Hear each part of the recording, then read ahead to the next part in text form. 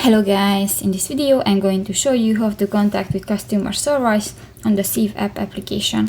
But first of all, I just want to mention, please don't forget to subscribe to our channel, because at 100,000 subscribers we are going to show you our YouTube revenue statistics and growth strategy, how to make money online. So let's jump into it. First of all, open the application on your device. That's the home screen, and just go to the lower bar at the lower side of the screen.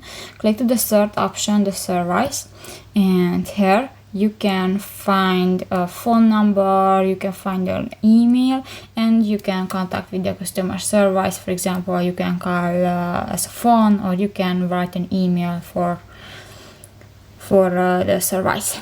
So that's pretty much it for this video, guys. See you in the next one. Bye bye.